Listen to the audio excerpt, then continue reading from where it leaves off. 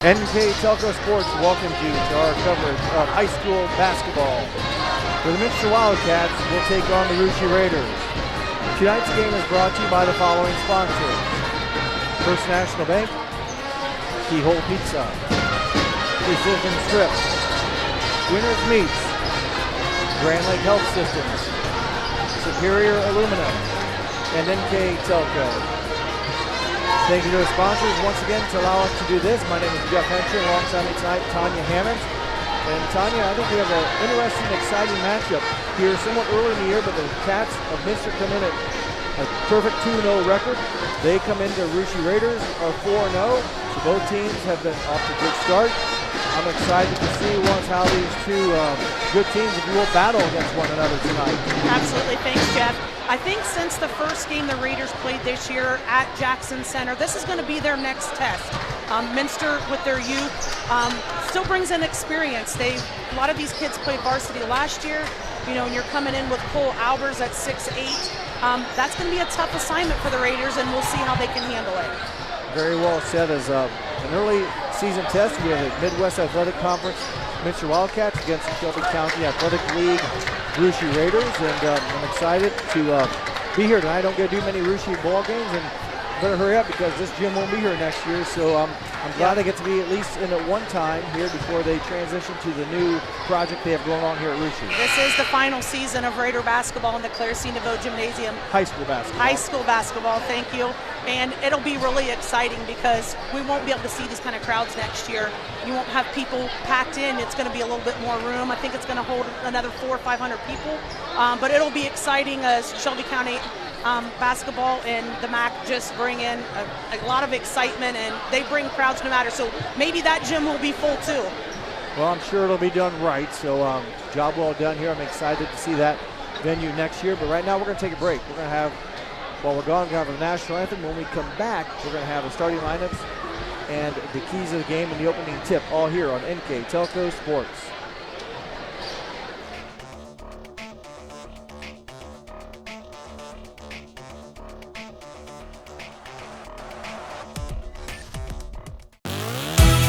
The Hometown Opportunity Platform is exceptional. It is focused, laser focused on the careers in our 4-county region. 100% of the time we go to Hometown Opportunity. We've had great success from a handful of applications when we need them, as well as a recent one where we had 67 applicants.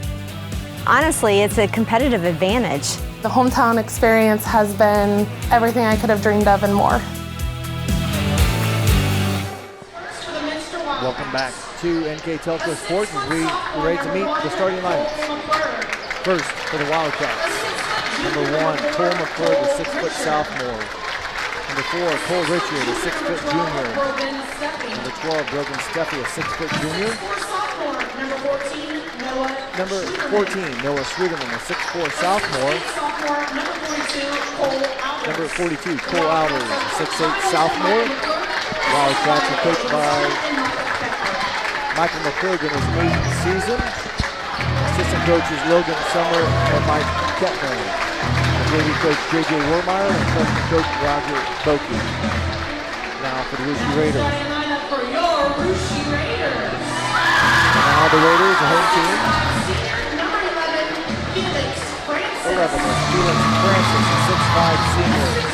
Senior. Number 12, Hayden Winter. Number 12, Hayden Quinter, a 6'2 senior. Senior. Number 13, Braden Monin. 13, Braden Monin, 6'2 senior. Number 22, Vince Borcher. 22, Vince Borcher, 6'1 junior. Number 24, Braylon Cordonier. Number 24, Braylon Cordonier, 6'4 junior. Head coach is Spencer Cordonier. Assistant coach Brad Francis, Devin Lindbergh. JV coach Cody Anthony, and freshman coach Rick Leffel. As we get ready, I'll bring Tanya back on her other duty of public address announcer here. Tanya, we're getting ready to our keys of the game. I hope you're ready. These are brought to you by Keyhole Pizza. First for the Minster Wildcats. tonight the Wildcats need to handle the defense and the pressure and the pace. The Raiders play a big tempo pace and they need to slow them down. They need to contest some shots and they need to hit some shots as well. And if they're going to, the Raiders play great defense in the Minster, Wildcats going to have a high percentage of their makes tonight. And for the home team, the Rucci Raiders. So when I talked to Coach Spencer Cadonier a couple weeks ago, he kind of uses the same philosophy each week for the keys to the game. And the keys are they need to have tempo, and they need to rebound on both ends of the floor, and they need to defend. And he said, oh yeah, did I mention tempo? So that's what the Raiders are known for, and we'll see what happens, Jeff. Illegal screen by the Wildcats on the game's first possession. Thank you, Keyhole Pizza and Tiny, for those keys. And I haven't seen him play. Obviously, you've seen him play the Raiders as the foul goes against Minster's number 42. I believe that's Cole Albers with the screening or removing the screen. But when I read an article, the highlights of it, I took away where we're going to run, we're going to pace, you got to keep up with us. It's kind of what I took that meaning, that they like to play up tempo. There's a second foul back to back. Yeah. So the tempo also brings turnovers. So that tends to be, you see some of their stats, you see a high turnover number, but that's because they're so fast-paced, they want to get up the floor. And, Coach Cadonier goes after some wisdom that we were both taught growing up is you got to be in better shape in the fourth quarter than your opponent.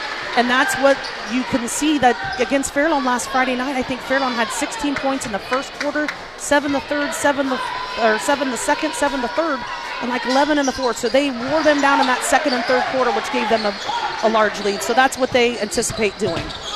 Well, they cash in on their first possession. The pressure forces a kick ball. And I take that back. For the Minster, that foul was on Albers. He did not pick up the first one. The first one was on number 14, Noah Sweeterman. So 2 fouls quickly on Minster, one on Noah Sweeterman, one on Cole Albers. Minster is going to draw a foul against Rucci.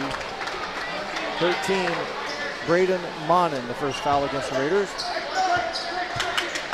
So yes, look for the Raiders to push pressure and hope their conditioning and skill set pay off for them, as they will try to force you into some panic decisions, and sometimes panic decisions don't turn out so good. With the basketball now is number 12, Logan Steffi. Over to Cole McClurg. He will attempt, I guess, a pass knocked out of bounds and stay with the Wildcats. In the first few games the Raiders played, they saw a lot of scoring out of Felix Francis, and I wasn't sure who was guarding him down there. So if Cole Albers is guarding him, that's going to be, a good matchup to see what happens. Pull-up jumper, Cole Richard, and the young man knows how to score. The 6-foot junior leading scorer for the Minster Wildcats is 17 and a half. His first bucket of the game, and Minster answers back, now tied 2 apiece. Quinter deflected, and maybe a little gravel, a foul violation, turnover, Rucci Raiders. Gives them time, though, to set up full court pressure, and they're willing to play 84 feet. Tanya, the new gym, when they flip the court around, will be 84 or 94 feet. 94. So college length court. As that pass is stolen, nice play defensively, but it's handed right back to the Wildcats. Block shot, another block shot, and a rebound for Braylon Cadonier. So a couple looks interior, and here come the Raiders' acrobatic shot. Will not drop. So you saw their athleticism on defense. A couple high block shots in the air, and then in transition, Vincent Borchers nearly the acrobatic shot. A little surprised that the Wildcats are playing a man-to-man right now. After talking to Coach Cadonier, he was kind of under the assumption they may play a zone against them, which their struggle right now, their downfall is their outside shooting. They're low percentage from the outside right now. So we'll see as this game goes on what happens. If they can continue to go one-on-one and be okay, maybe they'll switch to a zone. The second shot off the mark, and offensive rebound will stay with the Raiders. 3-point shot off the mark. Another offensive rebound. Maybe it was a pass, I don't know. But Vincent Borchers, right spot, right time. After missing he missed both free throws, but then gets rewarded on the, I have to say a rebound, like a shot, so he puts it up for his first 2 points. Vince has gotten a lot more in the game this year, trying to make a lot more contribution than he did last year. Offensive rebound. Couple looks again by the Wildcats. I think the last one missed by Cole Albers, and the Minster's had a couple interior shots contested and blocked. Acrobatic shot again there by Cadonier, and it's missed, and the held ball possession will stay with the Raiders. Seen quite a bit of action, a lot of athletic plays going at the rim, and substitution in the game's first support player off the bench for the Raiders will be 23, Benjamin York. That's a nice idea to have a 6'4" junior averaging almost 12 points pop off the bench for you. He's better behind the three than he is underneath the basket, to be quite honest with you. Well, we get another offensive stick-back bucket from Vince Borchers. Both his field goals have been on offensive rebounds. And with the slam dunk on the other end, Cole Alvarez running the court well, beats everyone down, and able to catch and deliver to the 6'8" sophomore. That was impressive. I didn't catch quickly how he got down there so quick. I didn't expect it. Nice move. Boy, Jalen Cordonier. Nothing fancy, just a slow, methodical fake. Get the big guy near, come back and hit the shot. Cordonier with 4 quick points. He averages 8.5 a game. The most impressive thing about this Raider team is on any given night, you're going to see different kids in double digits. I believe that. I think there was 2 or 3 against Jackson Center, and there was 4 the next night at St. Henry, and then there are 4 different ones. So, you know, we talk about all league honors down towards the end. You've got a great connection, and that's fantastic, and that's a tough problem to have. Cordonier will step out for the 3 attempt, no good, and deflected, and interesting call. Thought it was the right one as Richard was battling also there, number 11, Felix Francis. Yeah, you mentioned that just shows you depth also. If you've got players that can score. They're coming in for Rushi's number 4, Jackson Grogin. Is that how you say his last name? Grogin. Grogin, there you go. Yep. But depth is not a problem, and yeah, maybe you spread the, you know, the scoring may not get everyone to due diligence and rewards, but hey, you're winning ball games. That's the biggest award. That's a great problem. So man-to-man pressure here, looking to double team. Into the ball game, number 0, Ian Holman for the Wildcats, 6'3" junior. Plays number 0 as we'll kick out new player Connor Smeezy, number 10, a 5'8" junior. And there's a maybe got away with one. Steffi to the basket, off the iron or off the bank, but foul on the Cats. You mentioned that was a rush shot, but Steffi had to go quick. Rushi's probably blocked 2 or 3 shots already. Right. So we got the shooters attacking the rim, have that to contest with as they battle the Rushi defense. We haven't seen much of they do a lot of trapping too, because they're so long on top. You know, they'll run Felix Francis, number 11, up at the top. And when you can put guys like him and Braden Monin up top and run a trap, it's dangerous. Again, athletic bodies, they all look to be built about the same. Look like they're built to run and trap, and when you can rotate fresh legs in, and makes it difficult. And we'll see how they defend this time. Looks like Cordonier's coming to double team like you talked about. So somebody's open if they can find him. Smeezing will reset. He'll hand off to McClurg. Richard is open when he gets across half court. They dump it down to Cole Alvarez, a turnaround jumper. Might have maybe got a piece of it. He definitely was in the path of the shot, and he secures the rebound. You know, you see right there, you know, wasn't really bringing the ball up the floor, but there's a lot of guys with some height that can bring the ball up the floor and handle some pressure too. You know, because Grogin only stands at about 5'9". So that gets a little difficult if somebody's trying to trap him there. And Coach McClurg will take a full timeout, precision strip timeout on the court. We'll take on with them. Raiders lead the Wildcats 10-4 here on NK Telco Sports.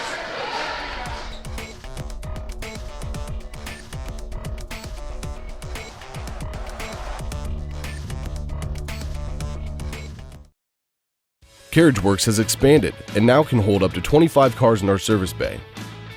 CarriageWorks thrives on customer satisfaction. We accomplish that by providing top-of-the-line technology.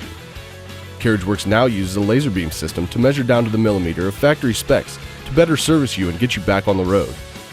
CarriageWorks has a brand new top-of-the-line paint booth that uses waterborne paint. There's no job too big or too small for CarriageWorks. We are certified collision specialists. Come in and see us today. Welcome back as I hear Coach Cordonier right underneath of us. I'm pretty sure he used the word tempo again. Yep.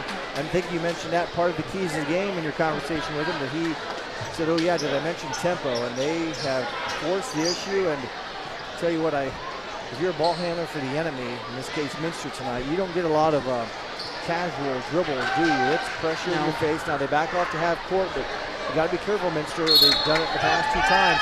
Cross half court, now they go to zone, but they've been trapping, so it's the responsibility of the other players to find a passing lane so you can move the ball and try to pass faster than the Raiders can defend. McClurk swings it over to Steffi. Corner three, Richard. Boy, hand in his face, but he's That's still a tough shot. able to Put it get down. His fifth made three-pointer in just 2 games. So not a lot of numbers for Minster, just 2 games, but turnover on the Raiders. But Cole Richard averaging 17.5 points a game, 4 of 8 coming in from the three-point range, so hitting that 50%. And that one much to the basket to cut the 6-point lead in half. It's now 10-7. Steffi will bring it up. Steffi will go to the glass, and again, I think it's another block shot. And that's unofficially the third or fourth, and they probably altered 2 other shots because of their leaping ability. And for the Raiders, number 12, starter Hayden Quinter. So they probably play 8 guys for sure, maybe on rotation. They play 8. I've got Jackson Grogine. Can I say that name right again? Zeb Schultz is the only one that has not entered the game at this point. Back quarter will go, and Richard will run it down deep. Right now we have 4 versus 4. Richard versus Grogine. Richard will be fouled. I don't think Grogine thought he fouled. We'll see who they whistled on. Oh, they whistled on Jackson. His first. Team foul 2. And we're going to have a conversation and make sure everyone realizes this is a high school basketball game. We'll have to go to church tomorrow and school on Monday, right? Yes. Or they're talking about, what do we got? Both teams have been warned for talking. I think that meant at each other. You're still allowed to talk on defense, right? Yeah. Well, maybe preventative officiating there to avoid any type of stuff. So free throws for Cole Richard, and a miss for him. He came in 5 of 7. Minster defeated Houston handily 64-31, and also then beat Walpock by 17, 49-32. And neither team played last night. Minster would have been scheduled to play Marion, but because I think of their football stuff, Marion obviously is rescheduled That's the game. what I'm assuming, yeah. And I don't think Rushi had their just their night off, yep. And for Marion Local, I think that's almost part of their normality. Just reschedule the first 7 games. Just not start till January sounds good.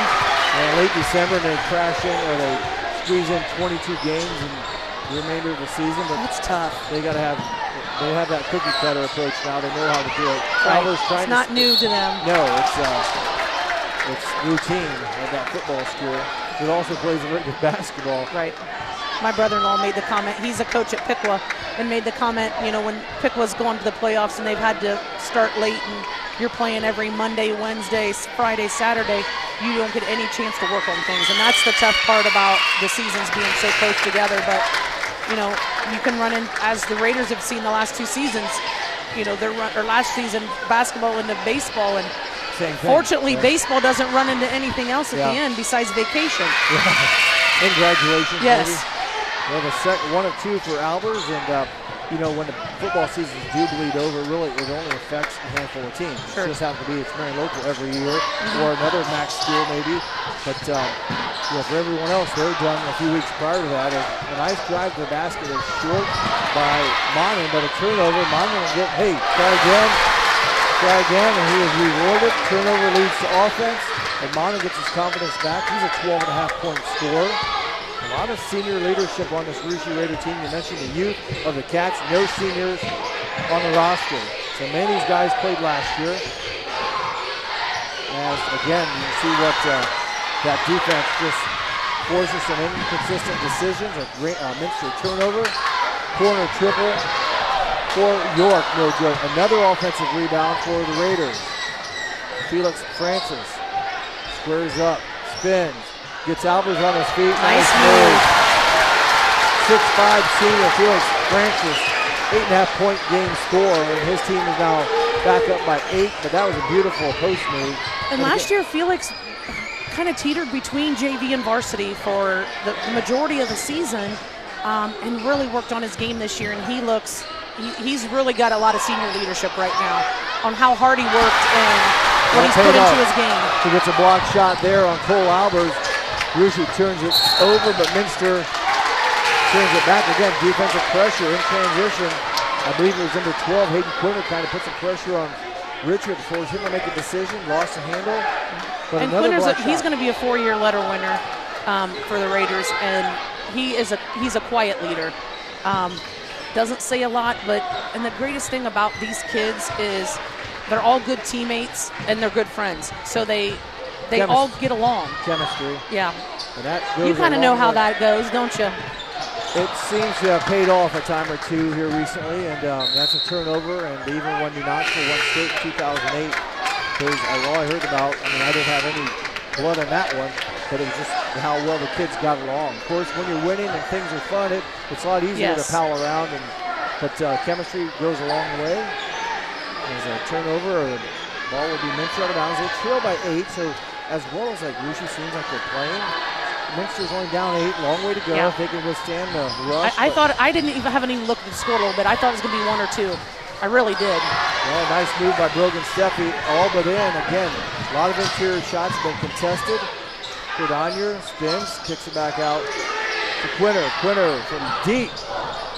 The tip at the buzzer, no good. 8 minutes in the books here at Ruschi. Your score, Ruschi 17, Minster 9. You're watching high school basketball on NK Telco Sports.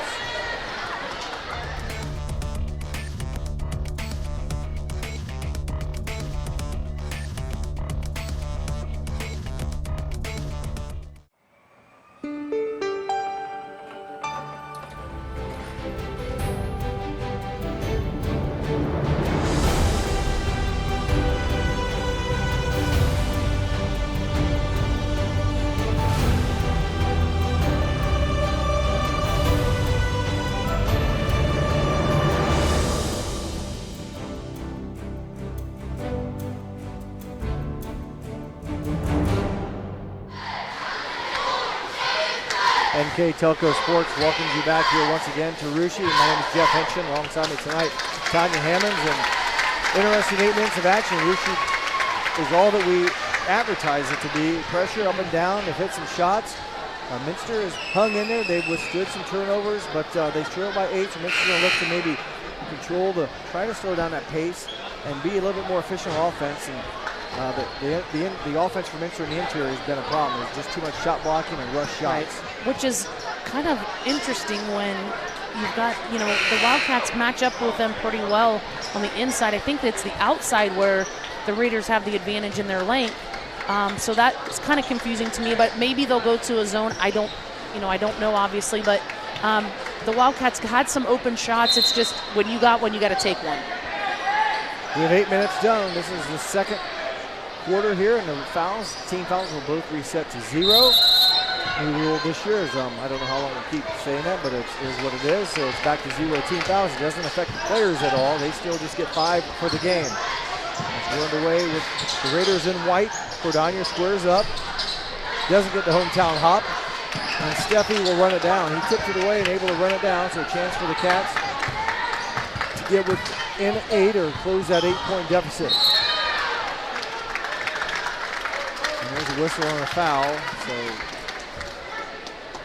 22, Vince Borchers on the first foul of the quarter, and did not notice Cole Albers had on green and orange shoes. There he is with the basketball right now. He's easy to find. Now I did not notice that, but I didn't either. Now. Well, first caught my eyes, number 14, Noah Swidman has purple shoes on, so tough break there. I think that's a thing this year. You've seen a lot of teams have different colors. Yeah, ventured away, and they're kind of there. Bringing their own flair to things. Out of bounds. And I agree with that. I was at Sydney this morning for the Sydney girls against West Carrollton, and Sydney is yellow and black, and they all wore pink shoes. Mm-hmm. They were all pink. That's just one of those things is times have changed. Right. So interior shot by Borchers, instead it's a pass to Felix Francis. Assist Vince Borchers. 4th point of the game for Felix Francis. And again, good ball movement and knowledge of where my friends are at on offense. 10-point Raider lead. Pressure defense, another deflection, and it goes off of Richard, and I think it's a good call. Hands in the way there was number 24, Braylon Cordonier. And you can see anybody from Vince Borchers to Jackson Grosjean to Braylon Cordonier guarding Richard. So you go from the point guards to the big man to be guarding the same person. That's how athletic these kids are. That makes it nice when you have that luxury, especially in defenses that switch and stuff. You don't have to be worried about getting a mismatch as much. Borchers, I believe it is, number 22, no good. Cole Albers with the Minster Wildcat rebound, and they need to get a shot off here. No turnovers and try to score against an aggressive Raider defense. Cole McClurg over to Steffi. The Wildcats still playing without James Niemeyer. He's scheduled to return later this season as they squeeze one into McClure. He'll have to get it out. Up top, three-point shot. Steffi needs to go in, and it does go in. His first points of the game. And Steffi's first three-pointer, and quickly down the court. More stuff happens while I'm looking down at my stat sheet than what's going on the court. I look up, and there's Cordonier getting a hoop. And a foul against Cole Albers, his second. So now the Wildcats have their two big fellas, each with 2 fouls. So Cordonier had 4 points in the first quarter, a field goal and 2 free throws. He will now try to add to his total with a free throw. And for the Raiders, number 4, Jackson Grosjean. Fink and also Benjamin York, 23. Cordonier, 6'4" junior. It remains perfect at the free throw line. 3 for 3. And now the Raiders back up on top by 10 following the three-pointer by Steffi. They get the conventional, and I'll say old-fashioned. That was back in my day. I don't think kids know what old-fashioned means, but that's what it was. The only way to get a three-pointer was a hoop and a harm. The line came in 1988. Richard, three-point shot, tough shot. Holman won't be able to save it. I think his foot was on the end line when he left the court, so tough break for Richard. That was a tough shot. Sometimes these kids catch it running away from the basket, catch, square up, and shoot. I'm right. I think I'd break my ankle trying to do it. So his shot a little bit short, but need to have a short memory. And under 5.5 to play until halftime. 10-point lead for the Raiders. It was 8 at the end of the first quarter. Man-to-man defense for the Wildcats, so they're not a lot of ball pressure per se. They dump it down into Felix Francis. He reloads, and that young man isn't bulky, but he's slender, but he has nice footwork to use what he has. And here comes the trap. And in that situation right there, they're going after Sweeterman to see if they can get his third foul picked up. Block shot, Felix Francis. Oh my, nice move. They weren't letting him put one down on him. There was no way. Timeout on the court called for by Minster. It's a 14-point Raider lead on some aggressive offense and defense. I should say defense to offense plays, and we'll keep it here with 4:49 to play. I'll give you a chance to remind everyone that additional sponsors to make these telecasts possible include Carriage Works, Geotex LLC, Cy Sweeterman, Dickman Supply, Elmwood Assisted Care, Hometown Opportunity, Hillsman Automotive, Cody Plumbing and Heating, Lincoln Electric, Minster Bank, New Knoxville Supply, SecureCom, Bud's Chrysler Dodge Jeep, Ground Equipment, Shelby County Veteran Services, St. Henry Bank, and WCSM Radio. Again, it takes a lot to do this, and we appreciate the help from our sponsors to live stream ball games and then also make those available in the future for replay on Facebook and YouTube. Check out NK Telco Sports for information on how to buy packages for your school and also where to find future games that you can watch on demand. Nice job breaking down the double team. Richard waits. Watch Felix Francis go by, and Richard now with his 8th point and a much-needed basket for the Wildcats. That's twice now on that double team. They've done nice job passing out of it, and not to be.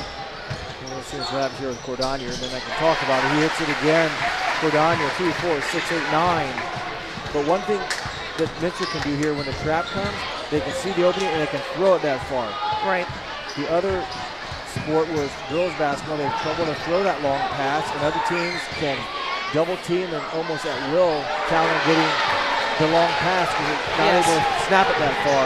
Holman's shot is missed. Again, interior shot, maybe it was blocked. Grosjean, acrobatic shot against Richard, no good. With the board for the Cats, Noah Sweeterman. Boy, Grosjean, though, making up the court. His missed shot comes up with a defensive positive play, creates a turnover, and that will allow head coach Spencer Cordonier to burn a 30-second timeout. You're watching high school basketball on NK Telco Sports.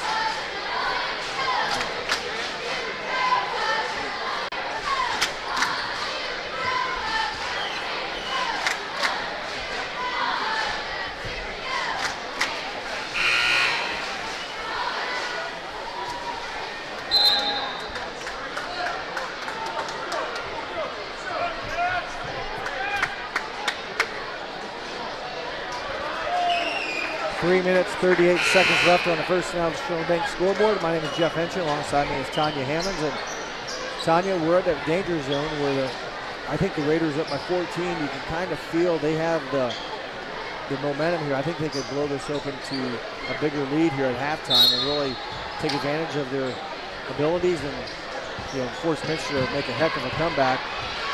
They absolutely could. They're not in any foul trouble. Yeah, they're nice bounce pass. They're missing just stuff like that. They battle on rebounding. They've come away with a number of other attempts, and that was a beautiful bounce pass. And sometimes it seems like they can't finish around the basket. It's still early in the season, but you've got to put it in, because if not, that might be your only chance. And you get against good teams, and they've got some decent competition coming later. They got to play travel to Miami East to play. They got to play Troy Christian, who they faced in the district last year at the Pickle Holiday Tournament. And they've got a pretty tough stretch going forward next week. They play a lot of games around the holiday season. Cordonier misses both free throws, so they don't capitalize on that nice offensive rebound second look. Minster down by 14. We'd love to get a score here in this possession. Sweetering back to Richard. Spin, tough shot, flashing to the basket as Connor Sneezing. Good heads-up play by Richard, hitting him. The classmates connect. And for Connor Sneezing, his first point of the night. 12-point lead now for the Raiders. Deep three, Benjamin York, no good. He goes down, no call. Albers with the rebound. McClurg with the ball.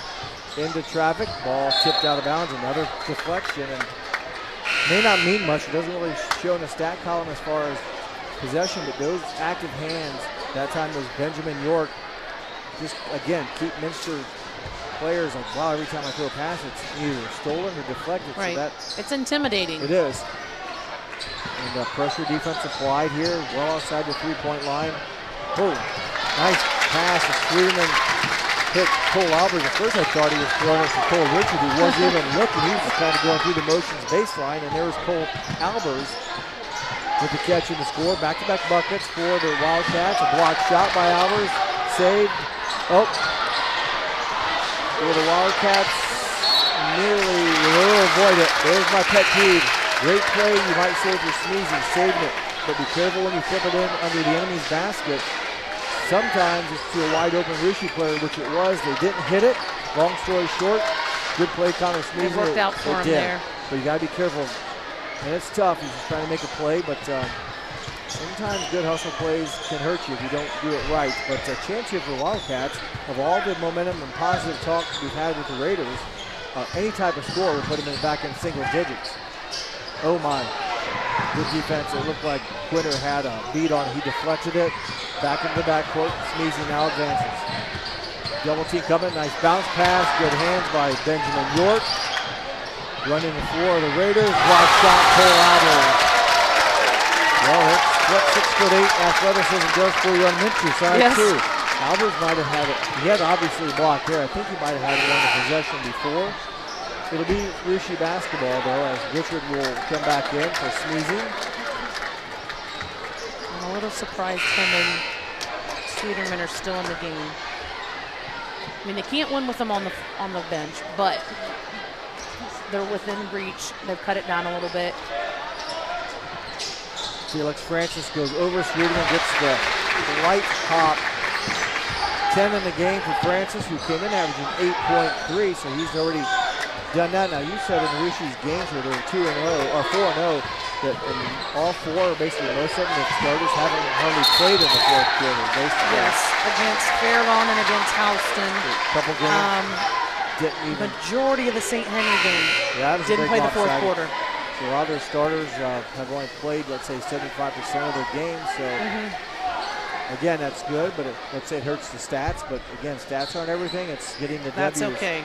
Yep. And they've got kids on the bench that play JV that are juniors. We only have there's only two sophomores, and so that's the largest JV team I've ever seen, where there's 2 or 3 kids at 6'5" and 6'4", and not a lot of guard. I mean, I saw them here earlier. They had Minster down by as many as 16.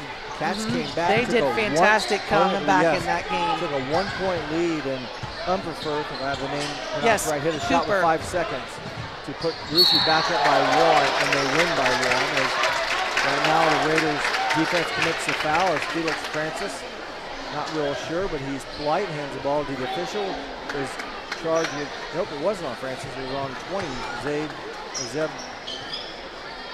Schulte. Yeah, he just picked up them back to back. Okay, that makes sense, because I missed the first one, and I was like, huh, all right, well, Mr. Steffi, that is, connects on his first free throw. He now has 4 points, and a free throw make here would cut it back to 10. It was 8 points at the end of the first quarter, 17-9. 1 minute, 11 seconds. Steffi makes good on both free throws. Ian Holman in for Albers, like you said, a minute 11 to go. They take Albers and also, well, Steedman maybe went off earlier. Yeah, they're both off. He's up top. Oh, there he is. Find the purple shoes. I see him. Yep, so Albers will sit down with 2 fouls and 5 points. A couple block shots to his credit. Francis sets the screen. Quinter back to Francis. Sweetman almost could have got his 3rd foul. Holman's going to commit a foul. He lost the handle in frustration, just ran over number 24, Braylon Cordonier. It's only the 4th foul, so that's one of those benefits with this new system. You can go after someone out of frustration. And you saw it at the end of the JV game. Rushi fouled Minster. Yep, where Zeb Borchers then reached out and picked up a foul. Just to force him to take it out again. Force the ball to go backwards, and eat some clock. And so a little bit new strategy you can use. Usually in the end of the game, you're already in the bonus. You wouldn't do that, but the new fouls per quarter rule allow you to do so. And there's thought we were going to get a foul on Steffi, not. And there's Sweeterman's 3rd. So he'll now come out as the 6'4" sophomore. Saw it coming, but good placement. I'm not sure who he ran over, but good body use. I think Benjamin York. Okay, he shielded it well, and in for the Cats is Connor Sneezy. He'll replace Noah Sweeterman. And for Minster, that's a 4th team foul with just under 40 seconds to play in the half. Benjamin York, okay, I thought they were going to him. They swing it over. He's running baseline. Quinter bounces down to Cordonier. Looking against Holman. Off glass, up and in. Good use, good patient move. Nothing too quick, nothing too fancy. And it seems like they're picking on the person that's got 2 fouls. So there they picked on Holman because he had 2 fouls, trying to get him to pick up his 3rd. Well, that's a good strategy. The more players you can take off the court, the better you are, especially the size. And boy, good battle there. And Sneezy comes up, forces a steal. And now we're going to foul, I think. Loose ball. I mean, I know he's loose ball, but I think Francis should be whistled for a foul. And I think they're going to get it. No, they're not. Loose ball, it was loose ball. Francis crushed Richard. It's Minster basketball. They'll bring Cole Albers. A lot of times you see that called, and it is a loop. It's one of those unfortunate they get tangled, but a lot of times they call that. 7 seconds left. Cole Albers back into the ball game. Steffi to the basket. Block shot. 2 seconds left. That time, number 23, Benjamin York, 6'4" junior. Their arms must be extremely long too, because they have. I don't know how many shots they blocked, but everything in the paint's been challenged. McClurg inbounds with 2 seconds to go. It will not find Albers as Felix Francis there to deflect another inbounds attempt. 1.3 seconds left. Steffi gets a shot off at the buzzer, off the mark, no good. 2 8-minute quarters are in the book. It's a 10-point deficit. Rouge leads Minster 32-22. We'll take a break here on NK Telco Sports, and when we come back, we'll have the second half of action here on NK Telco Sports.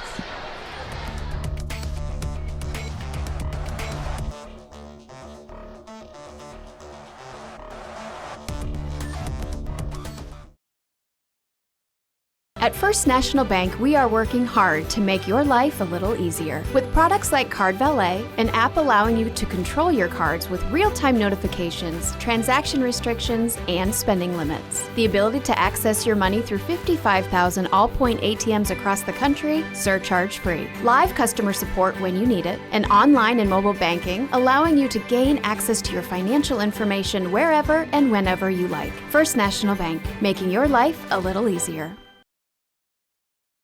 Hi, I'm Mallory. My grandpa's been making the world's worst pizza for 30 years. That doesn't look like the world's worst pizza. Grandpa, I know why they call you Chunky Bob. It's because you use chunky ingredients on your pizza. Of course, it's not because I'm fat. Grandpa, this is the world's best pizza. Keyhole Pizza, come check Grandpa out. Dine in or carry out.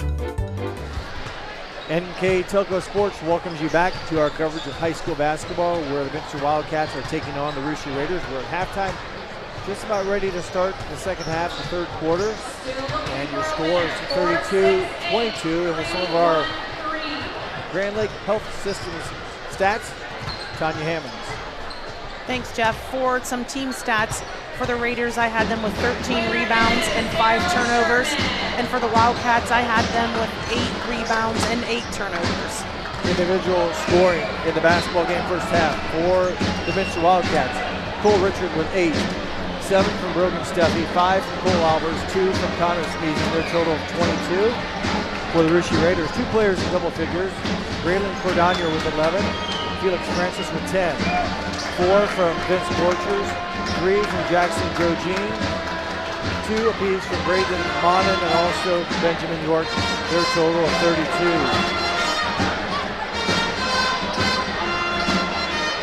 As we get ready to start here, it's been a lot of what we talked about from the get-go. We thought that Rouge would press, force Minster into tracking, so to speak, and that's what it's been, but it's also been Minster that broke it down, some contested shots around the rim. And Minster, though, after being down, have cut it down to 8, but then it's back to 10. So they're working it out. So they can get a good start here in the third quarter. I think maybe they can have withstood that rush that Rouge threw at them and try to battle and climb back into this ball game. Yeah, we talked about between like minute 3 and 2, in the second quarter, how we felt like the Raiders were pretty comfortable and could kind of, I think they were up 14 at that point. It could kind of make a run and widen that gap a little bit. And the Wildcats hit some big shots to keep it in a nice little distance within 10 points. Yep, within reach, and that's sometimes all you can hope for, and especially when you're on the road. In this case, the Wildcats are playing at a very well-populated gymnasium tonight against a very good Rouge team. You want to be around at the end. They get a key miss there and a rebound by Cole Albers. So Minster a chance here. They're down by 10 to cut into single digits with a lot of basketball to play. They dump it down to Albers. He is a 6'8 sophomore. Swierderman has 3 fouls. He is also tall. He's 6'4 sophomore. Pull-up jumper, elbow, no good, and saved as I think, it did not go to bounds. A good hustle play, I think, by Felix Francis with the save. 3-point basket. What an answer.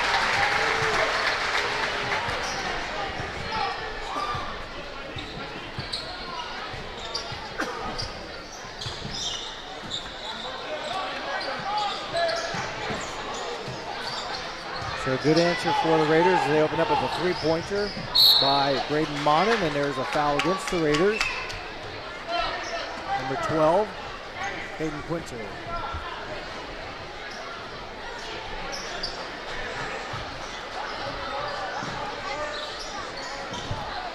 .13-point lead as Steffi will reset and face the half-court pressure defense. The bounce down to Albers. A lot of bodies from the Raiders attack, cause a confusion. Minster recovers. Skip pass. Steffi for 3.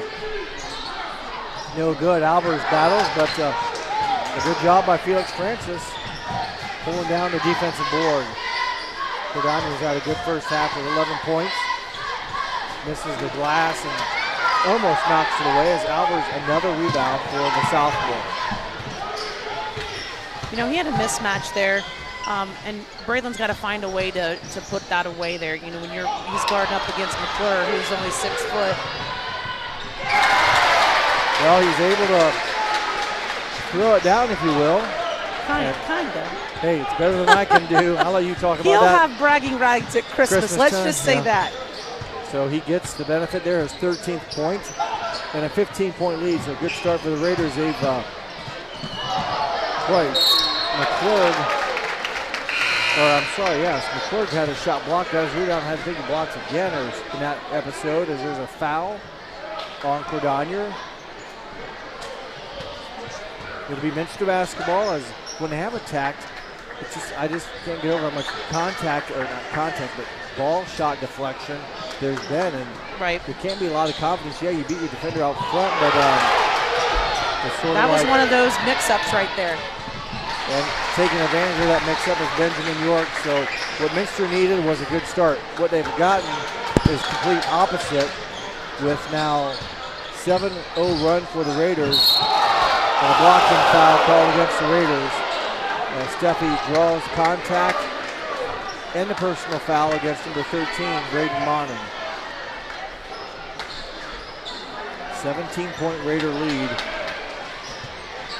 I don't know what to do if you're the Wildcats. You just got to hit shots, but that's even getting open looks has been a challenge. So it's right. And the Raiders, the tempo is fast right now, but it's not overly fast where the Wildcats can't slow it down. You know, it doesn't seem like they're getting up the floor as fast as they did early in the first half. The ball deflections is just what keeps giving me like headaches if I was on offense, because every time I touch it, every pass seems to be contested. I'm going to ask for wingspan measurements. Yeah, get that. There's a lot of It length. is. They cover a lot of territory, and granted, a lot of that's good positioning in the first place on defense, which helps, but Richard will fire a long three, rattle it in. A basket by Richard, the first points of the quarter for the Cats. Coach McClurg will take a 30-second timeout. You are watching NK Telco Sports.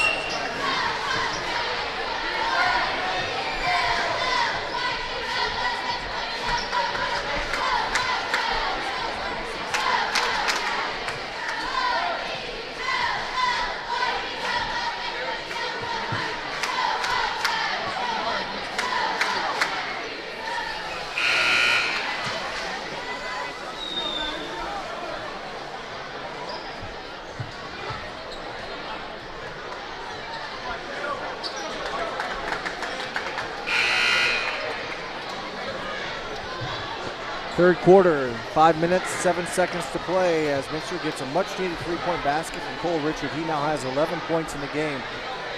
And Coach McClurg takes time out, not real sure what he is talking about. We saw Brad Francis, assistant coach, in the middle of the Rushi lineup, giving some instructions. So a big possession here as Wildcats trail by 17. It's now 14, but they need to get back-to-back stops. And boy, the old fake one-way, throw it back door the other way, and Quinter, his first points of the game.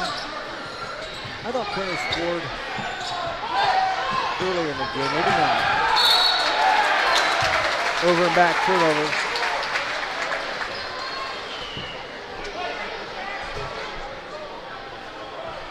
You know, Hayden can score in double digits frequently.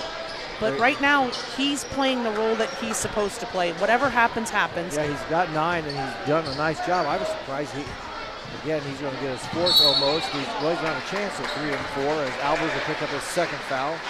I just thought he scored in the first half. Oh, I know what. I think I have him mixed. Well, I'm not real sure.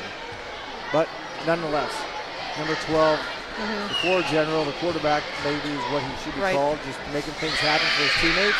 And he's been having he's had a knee issue since last basketball season, maybe even before.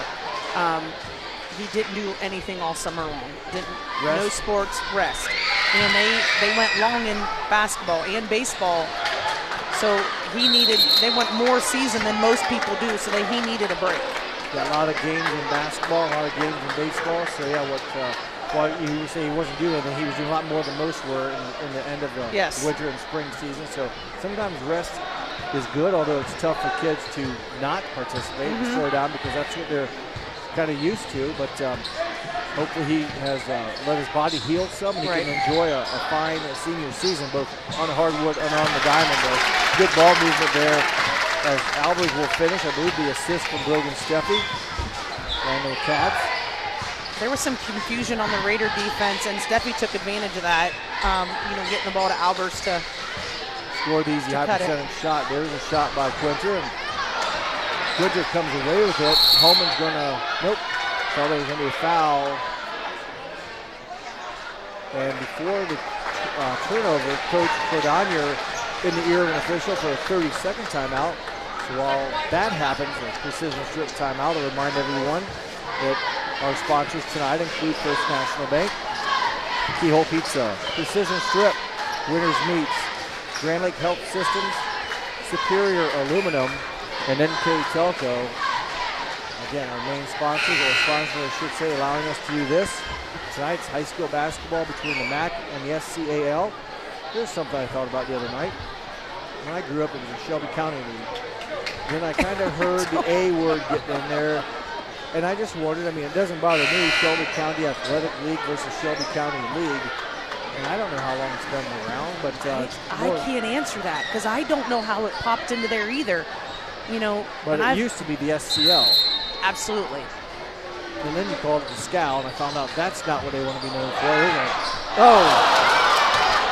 Well, Quinter had a beautiful move. He tried to finish it, if you will. It comes up short, but a nice spin move out of bounds. But yes, the Shelby County Athletic League. I'm not sure when that four-letter came into play, but it's what it is now.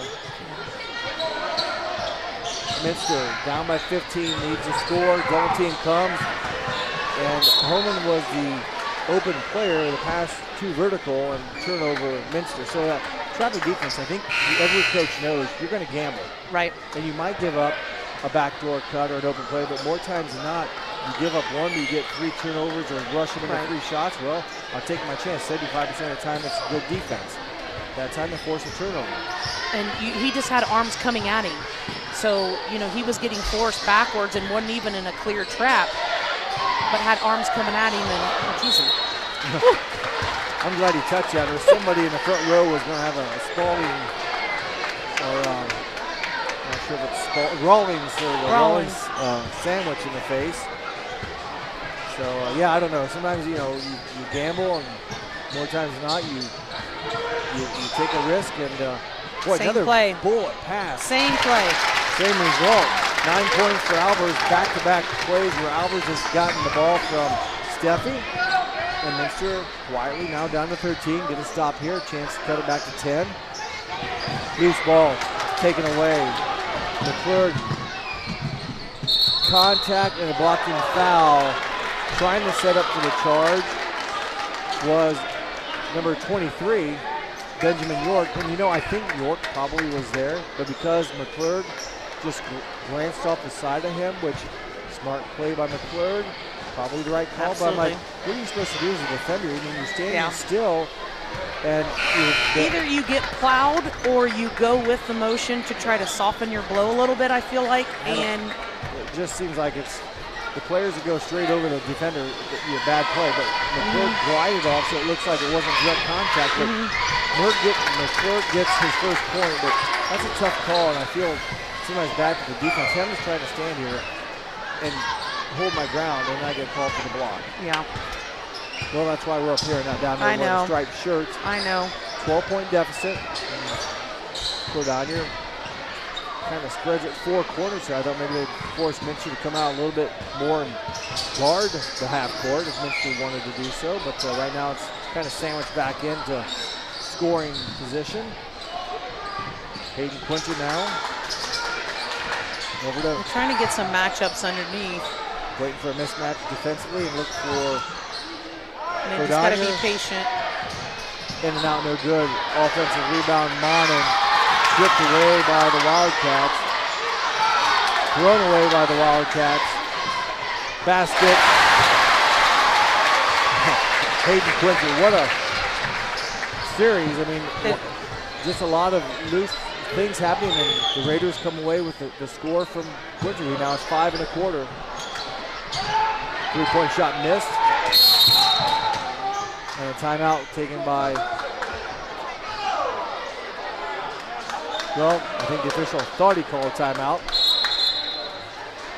He used to be playing offense years ago when the motion offense started. They call it 5 out. You know, the coach would be going 5 out, 5 out. And you know, the referee thought you said timeout. So, but that time Coach Cordonier, I don't know what he was saying, but the official thought he was saying timeout. I thought we were going to have a play with Ian Holman getting involved. I thought we might and too. I thought maybe someone's going to blow a whistle before someone throws an elbow. So turned out nothing happened, and we're back to live action. Vince Borchers over to Cordonier. Quinter had 5 points in that quarter, none in half. He's got all 5 here in the third. Tough shot, well defended by Cole Albers and off of the Raiders. Good wall-up, straight-up defense by the 6'8 sophomore. Makes it a very difficult task to shoot over him when he goes straight up. Yeah. Not a good decision. Just over 60 seconds, a 14-point lead. It was 10 at halftime and 8 at the first quarter. So 8, 10, and now 14 the leads have been at the quarter. Richards will fall down after the shot. Doesn't get the call. I don't think there was any contact. No. Rebound by the Raiders. Solid screen by Felix Francis. Pull-up jumper. Quinter, no good. Francis, nope. It'll be Steffi with the defensive board. 42 seconds left. Steffi could change the pace. Weaves, drives, fouled. I don't think it'll be on Felix Francis. He was clean upstairs, but probably more on 13, Braden Monin underneath. So what you saw upstairs was legal as Monin picks up his third, but I think body contact below. Boy, Steffi did a lot of it. I thought he was going to get trapped, and he slid through. And that could have been very ugly for him, and he worked his way through it and, drew the foul on the Raiders. 3 for 3 now is Steffi on the night. He had 7 at halftime, and that gives him point number 8. Wildcats 2-0 on the season. And in those 2 games, Steffi has averaged 5.5 points, 8 tonight. Again, no seniors on the Wildcats roster as Steffi hits both. Smeezing, a speedster, in for Steffi. 37 seconds to play, 12-point lead for the Raiders. Smeezing again. This is the first time that the Raiders, whoever Smeezing is guarding, actually brought the ball up the floor. They've been pushing the ball off to another guard to be able to bring up, or a forward in Cordonier. So that's their versatility that they have there. That way you don't force, in this case, Grosjean to have to bring it up against a very speedy Smeezing defender. 12 seconds, so now Grosjean will have to go to work, again being guarded by Connor Smeezing. 5-second count is being called, almost, that was about 4.5. Long 3, Benjamin York off the mark. And that is the third quarter buzzer, so in succession it was an 8, then a 10, is now a 12-point lead as we go into the fourth quarter. 44-32, Rushi on top. You're watching boys high school basketball on NK Telco Sports.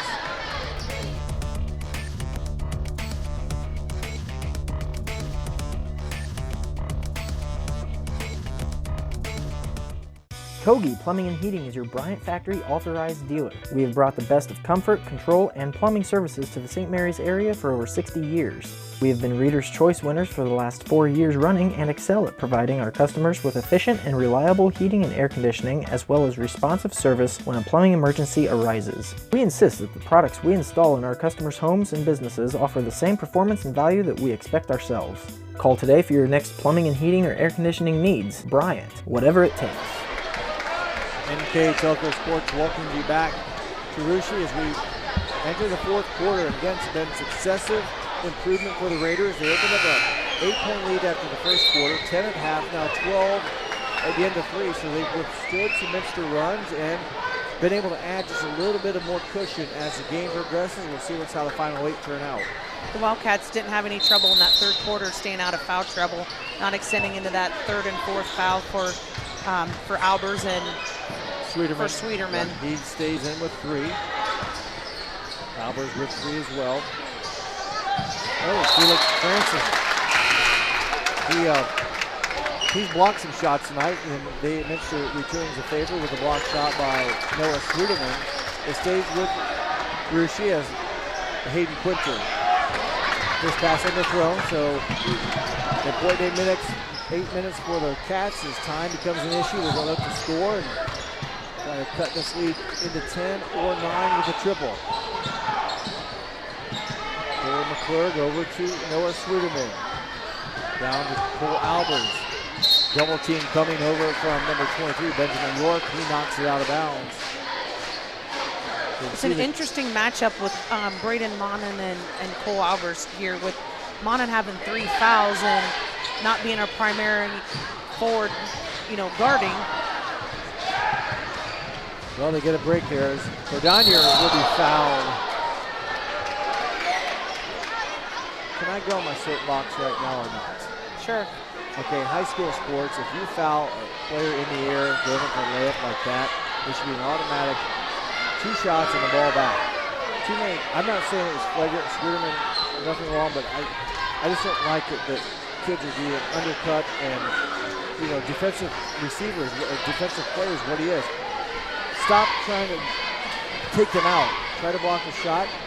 These kids have to go, like I said, church on Sunday and school on Monday. Right. They don't get paid millions of dollars to rehab a tore-up knee and make money at the same time. So. And according to Ohio High School Athletic Association, at least this is where the rumors are, is they went away from the 1-and-1 because of all the contact at the free throw line. Yeah, which I can't believe that. That was the last thing that would have crossed my mind on why they went to that. I thought, okay, it's fine, but I never would have thought it was in my top 10. I would have never had 10. If they didn't like that, then call the foul of the guy pushing from behind on the free throw rebound, a turnover Minster. But I just have seen too many, and I'm not, what he did was not flagrant, it's just risk contact, and I think that's what you see on TV. Well, what you're seeing on TV is NBA stuff, which those guys are making money. And then it gets reviewed, and then potentially a flagrant 1 or 2. Yep, could be the result, but I'm like, this good. Anyhow, that's my soapbox. There's a foul. Coleman can't do that on a 3-point shooter as Benjamin York buries a 3, and he'll go to the line for the 4-point play as Coleman excessive body contact. Again, I think when people use the word box out, you're just boxing out. Well, boxing out doesn't mean you can displace someone. It just means get in front of them so they can't go to the basket. Sure. And just too much contact there, and the referee right there to see it. And York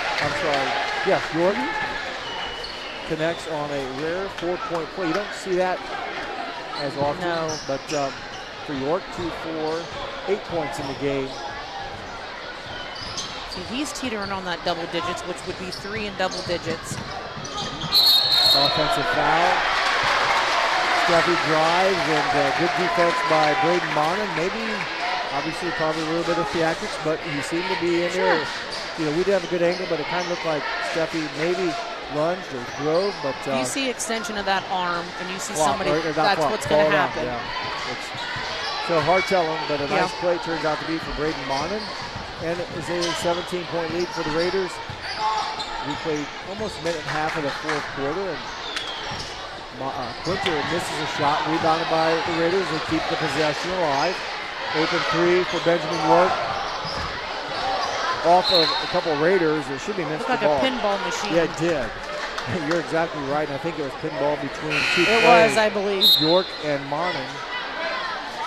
Cordonier comes back in. He might need a quick trip to the chiropractor.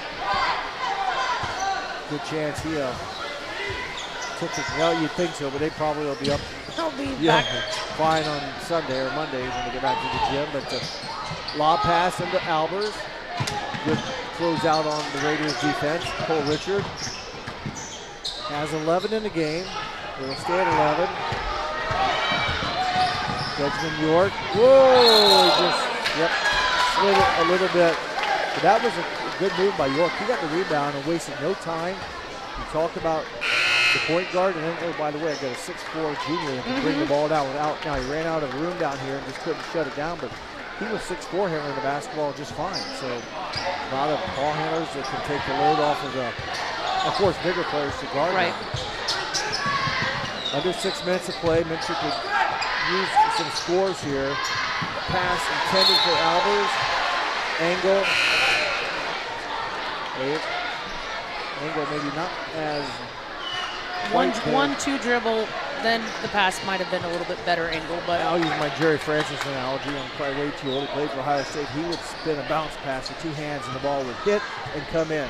That's crazy. Yeah, that was back in the early 80s at Ohio State. Like I said, no one probably knows, but he threw he could do it like one-handed too. He put some English on that to get it around the corner, and that's what they need to do. I'm going to YouTube that. You do that. Is that a timeout right before the time? So again, Russia avoids the violation. They'll get a full timeout. The score, 49-32 in favor of the Raiders here on NK Telco Sports.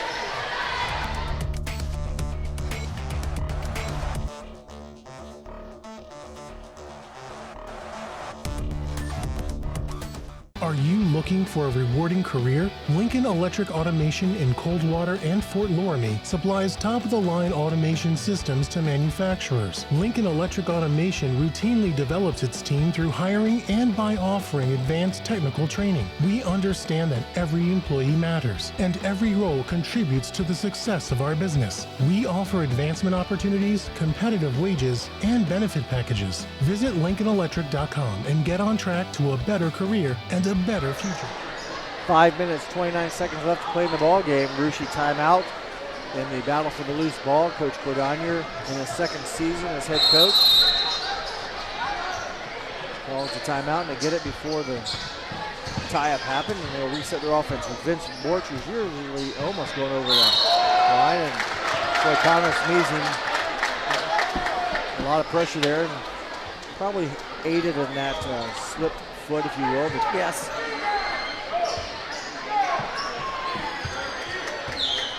So Minster will need some points here in a hurry and some stops on the defensive end. Steffi wheels, deals, bounce to Albers, reverse layup, too strong. Loose ball and a couple of fister in here, so we have a foul. It's just a matter on who. The closed fist is a foul. We'll see until they open up their hand, maybe to a jump ball. Okay, so they'll stay with Minster on the jump ball. So Minster playing aggressive, trying to scrap every loose ball they can to climb back into this contest. They trail by 17. Steffi spinning and scoring. I thought I heard a whistle. You hear a whistle? There's something in the stands. That's the second time I've heard it. Steffi with a basket. He now has 11. 15-point deficit. Russia will see once if they kind of spread it. They are in no hurry, but you don't want to shut your offense down. It's whistle, foul, Cole McClure. His first, Minster's fourth of the quarter. But I don't think you really want to shut down your offense. And that's a new rule here. If it's a foul, you get the ball at the 28-foot line versus down where the foul happened. Likewise, it could have been on the baseline just outside the lane, but that's a new rule where... I didn't know that. Yep, that and that, the foul per quarter thing. Cordonier muscles it, high elevation, off the glass and in. His third point of the quarter, his fifth of the hat, and the 16th of the game. But yeah, if the defense deflects it and goes out of bounds, like they made a good play, that's where you take it out. If you kick it, well, that's a violation, so you don't penalize the offense for getting stuck in a corner if that's what happened. You go either to the 28 mark line, where that is on the sideline, or just off of either side of the free throw lane as Sneezing picks up the foul. There's a foul, so that'd be the fifth, so it's going to send Russia to the line and see how good the free throw shooting is. Vince Borchers, 0 for 2 tonight. Came in at 4 for 8, so right now 4 for 10. Borchers, high-arcing shot, nothing but net. He now has 5 points in the ball game for the 6'1 junior.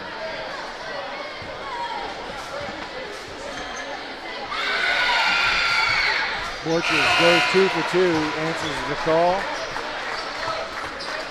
He will sit down with 6 points. That is his season average in the 4 games so far. and Richard will advance it into the front court. Almost halfway through. And what's now, I had to read the score, 19-point deficit now. And they lost track of the margin. And Richard will, again, the defense caused him to make a play and out of rhythm. That's a travel violation. To me, he's had a quiet 11. Like, to me, I don't feel like I thought. He had 6 in the first quarter, 2 in the second, and 3 in the third. So it's been quiet recently. The first quarter was an hour ago, so it has been a little bit quiet. You know, they've held him in check. He's their leading scorer at 17.5 coming into this ball game. Just 2 games on the season so far for the Cats, who did not play last night. And they, I think, also had some games rescheduled because of their football success. Cordonier on the far side. And they'll kind of, again, maybe slow down the pace here a little bit. Quidger from 14.5 feet, no good. Quidger with the rebound. Quidger from 2.5 feet, no good. Rebound by Benjamin York. He's fouled by Sweeterman. So 3 looks, and it's going to result in a free throw opportunity from York. He hit his only free throw of the night, and that was to capitalize on a 3-point bucket. So a rare 4-point play for York.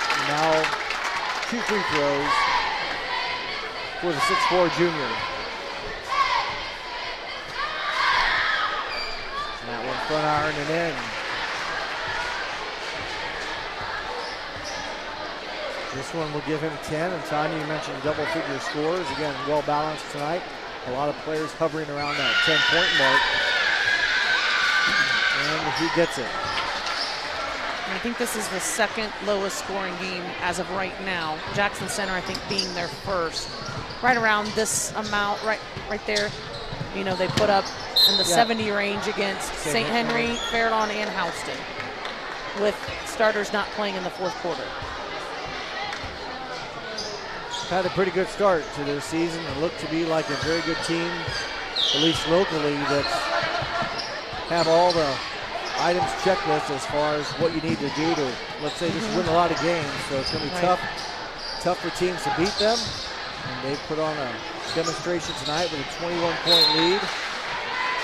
They're fortunate that they will be able to play Versailles here. Unfortunate, they're going to have to travel to Marion Local, and they're going to have to travel to Miami East. True, and sometimes that's good. They're non-league games, so give you a little bit of a flavor for what you might face in tournament action. So, shot there by McClurg off the mark, rebounded by the Raiders. Under 3 minutes to play and a 21-point lead. Quinter cashes in to get a 23-point lead. 7 points in the game now for Hayden Quinter, all here in the second half. Richard with the long 3-pointer, short. And the substitution for the Raiders, number 22, Vince Borchers back into the contest, replacing Quinter. His night might be done, don't know. But he's sit down currently with 7 points. They brought a starter back in. Oh, So you're right. took a starter out, put a starter back in. So, you don't know. And that's Borchers that came in, I think, for him. He's going to go back to the foul line for 2 free throws on the night. Borchers is 2 for 4. Made his last 2 there just recently after Minster fouled him. I thought maybe they were going to go to the foul game to see if they could get Ruschi to miss, and Borchers made both. Now that's 3 in a row. He has 7 points. Came in averaging 6. And here comes Dominic Francis. This is a reserve player that I saw earlier. He will replace Braylon Cordonier. Cordonier's night is done. 16 points for Cordonier. Also, it looks like Benjamin York is done. York, nice second half.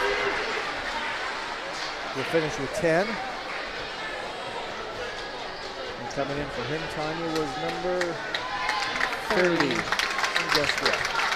Zeb Borchers. There you go. Thank you. You have 2 Zebs on the floor right now. I just saw that. Zeb Scholze and then Zeb Borchers. Yes. I've never heard of Zeb one kid I knew, his name was Zeb, and that's the only time I've ever heard it. And they both have different, like their real name, their full name is not the same. They're different. But they go by Zeb. Yeah. Nice. Well, we'll try to get the players in the ball game. That is rebounded by 20. Zeb Schulze up top now to Jackson Grogine. Down into Felix, or Dominic Francis. Cousin. Okay, good. I was in the same family tree. Yes. I know Felix, does his sister play basketball? Yes. Okay, I think I had her in the game then the other night I was here. So timeout just for substitution as Landon Kleiman in number 32. So Kleiman will take the ball out of bounds, and he said 30 was Zeb. Last name? 30 was Zeb Borchers. Gotcha. To the basket, unable to score. But the putback is up and in. Foul on the Cats. Basket by Dominic Francis, his first 2 points of the game. And number 50. Micah Monin. Micah Monin.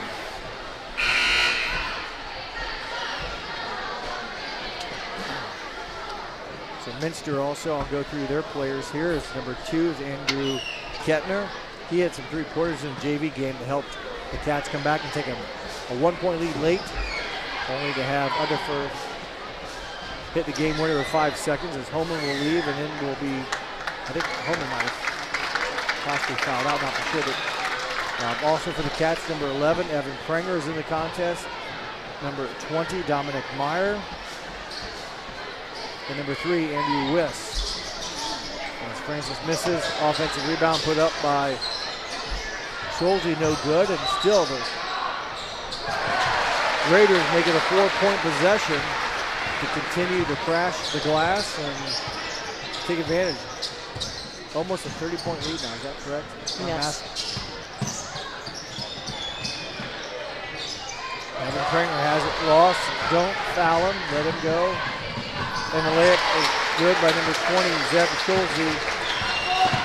Our support players getting some time in front of a large home crowd tonight. That basket was up by 30. Remember, it was a 12-point lead going into the fourth quarter. So total domination here in the fourth. And they have really wore down. I think your comment to Coach Cordania's thing was, see how much people have left in the take in the fourth quarter. Minster looks like they respect. And Rushi just kept right on the throttle. Under a minute to play. The Cats will suffer their first loss of the season. But, for 3 quarters, competed. We're in that striking range that you talked about. Yeah. Just did not get off to a good start in the fourth quarter and have just scored 2 points in the quarter. And my assumption is if the Cats could get through potentially the Flyers down the tournament run, I don't know if these two could meet up in the region somewhere or if Minster will tend to go to the Northwest District. Yeah, I don't know. I don't know how that's going to play out this year, but that would be interesting too because, the Wildcats have gotten better since last year and they will continue under, a lot of youth. All those Mike players, McClure's helm. Getting a lot of experience and still building a youthful program. Everyone's content to let it finish out here the final 20 seconds. Round of applause from the hometown as they have won their second home game of the season. We'll go to 5-0. In the 5 seconds they called the game. I'm not seeing that. I'm glad they do that because. Well, but then do you do that 20 seconds or do you do that 30? That's why I get a little. Yeah. I don't know. I'd rather you just play the game because now it's like, well, let's quit at a minute. Well, then we should probably quit at 2 minutes. I don't disagree with you. So, I've always been taught to finish and go all the way to the end. Those kids want to play and get maybe some action, but that's not our decision. We're just up here. So 64-34. Minster pulls away. The score a little bit deceiving, but they dominate the fourth quarter and route to the 30-point win. I'll take a short break. We'll come back. We'll wrap up the game and announce our NK Telco player of the game here on NK Telco Sports.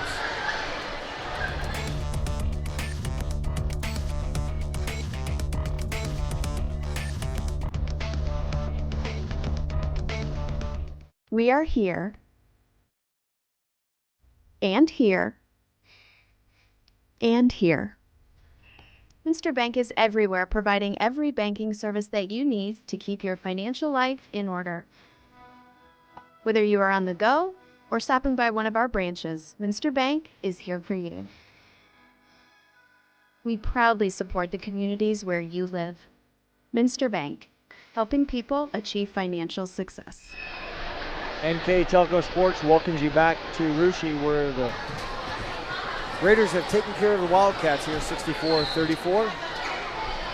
And before we announce our player of the game, we'll go through our individual scoring, which from at quarter breaks, go through that because I think it's kind of important to show you how maybe close the game was.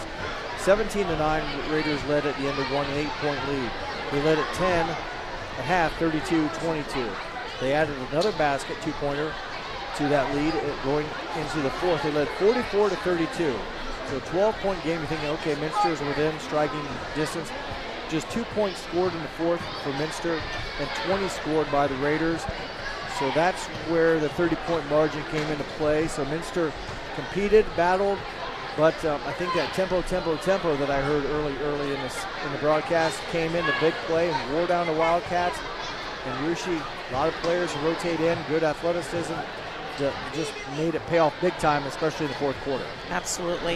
You know, they stayed out of foul trouble, and Minster picked up some quick fouls in the fourth quarter, and they were probably tired fouls. Yeah. You know, you get tired, they wear you down. And frustration. You're tired of having them in your face all night. You talk about the deflections that the Raiders have, and I'm going to try to get those wingspans by our next broadcast. But, yeah, they wore them down and finished a little better than I didn't expect them to win by 30. I didn't either. I thought maybe 15, 16 potentially. Had a big fourth quarter. Yeah. And they're a good team, and Minster's going to regroup and go back to work because they try to get their basketball legs a little bit under themselves as well. So individual scoring for the Wildcats, 2 players in double figures, Brogan Steffi and also Cole Richard, each with 11. 9 from Cole Albers, 2 from Connor Smeezing, 1 from Cole McClurg. Should be their 34. And on the other side of the ledger for the Raiders, 3 players in double figures, 16 from Braylon Cordonier, 10 from Felix Francis, 10 from Benjamin York, 9 from Vince Borchers, 7 from Hayden Quinter, 5 from Braden Bonin, 4 from Dominic Francis, 3 from Jackson Grogine, and 2 from Zeb Schulze. Their total of 64. That leaves one piece of business for us to announce, and we got to pick a player of the game for Russia. It's kind of tough. A lot of players could deserve it. They all played their roles and did pretty positive things. And I think our last unofficial vote is, what did we decide on this one? Mm-hmm. Okay, Benjamin York, 6'4" junior, finishes with 10, had a nice 4-point play early in the fourth quarter, which maybe, if we're talking about the fourth quarter being the difference, maybe jump-started or helped his team really increase that lead with just one shot. And then the free throw, he added more free throws. He finishes the game with 10. He's a non-starter. He's off the bench, so nice to have a non-starter come in and contribute in when the game was meaningful. Yes. And that kind of maybe helped that separation and maybe put whatever hopes Minster have of a comeback at bay. So kind of put the dagger in. Yes. That frustration kicked in, and it kind of went from there. So congratulations, Benjamin York, our NK Telco player of the game. Congratulations to the Russia Raiders on their win. They're 5-0. Minster loses their first game of the season, 2-1. They'll bounce back, and they'll compete, and tough battle for them tonight on the road at Russia. That's it here from Russia. We hope you enjoyed this telecast. For my partner, Tanya Hammonds, my name is Jeff Henshin. Once again, your final score, Russia 64, Minster 34. Thank you for watching here on NK Telco Sports.